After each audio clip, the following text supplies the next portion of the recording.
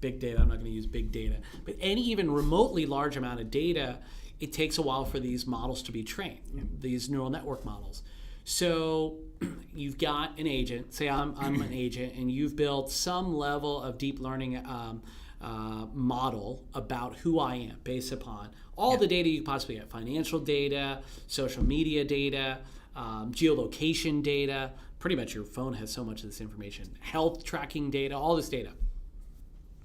And I want to predict my behavior. The problem that we know is that, well, what about the interaction between agents, right? So it's one thing to build my model. That alone is difficult. But then I've got to simulate the behavior of us interacting, let alone 7 billion people interacting across all these geographic infrastructure and all the different environmental conditions. And it becomes, basically, it feels like it's impossible. And is there any way for us to solve this problem? So can you walk us through that problem and why it's causing, I think there needs to be a lot of more computational power to start running large-scale simulations, and what are the problems around that? Yeah, and this, I remember back in the day when other things were impossible. Suddenly they became possible, right? So to me, I think this is always going to happen. No, right? I feel it's a matter of years away. It's not centuries or decades That's away. Right. So there are a few things, right? I think this is still, the way I think about this is still a journey that we're all taking, right?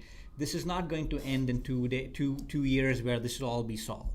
And the way to think about it, and we have to work within the constraints in some ways we all have, it's the environmental constraints. Well, maybe CPUs and GPUs and TPUs can only run so much faster, right?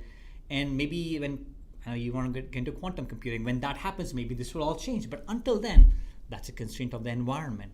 And we still have important problems to solve, right? We still have pandemics to prevent. We still have human suffering to take care of and all that good stuff. And so the way and that's why I say, right, I don't think statistical models and ABMs are trying to do very separate things. I think it's about finding the right balance of these things and pushing this boundary of where one stops and the other starts as far as possible within the constraints of what we have. And you won't solve every problem, but there are plenty of problems we'll solve. And so let's take an example, right? So with pandemic, right? It's impossible to predict everything across the globe. I mean, there are many scenarios that are developed, right? And that's how we've done it as human beings, that agent-based approaches have helped develop many scenarios. And then we say, okay, but I know the limitations of it. I haven't been able to find out the data to model this particular interaction. And so I'm going to put some artificial constraints around it. This is where things like policies comes in. This is where things like culture comes in, and a whole host of stuff, right? And until then, I think it's going to be a combination of top-down policies, culture, and bottom-up how best we can predict and prevent and things like that. And that's going to get better over time. And until then, that's a boundary we just have to play with. And computation is a huge part of it. It's part of that. So, human behavior and ABM.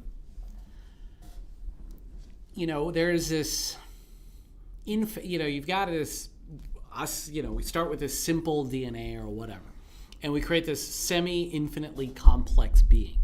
And then you take on top of that the interactions between other people. When we've got, there's so much social concern, there has been a lot of civil unrest, there's been a lot of countries that are, doing massive central bank printing. That affects people who have savings accounts that are being decimated through hyperinflation in certain markets. There's just seems like it's impossible to ever model any of this because there's just too many things to take into consideration. At the same time, you're saying that there's some base level fundamentals that can be modeled that can then create kind of an emergent approach to what could happen. Yeah. And then you can actually create that as a reality.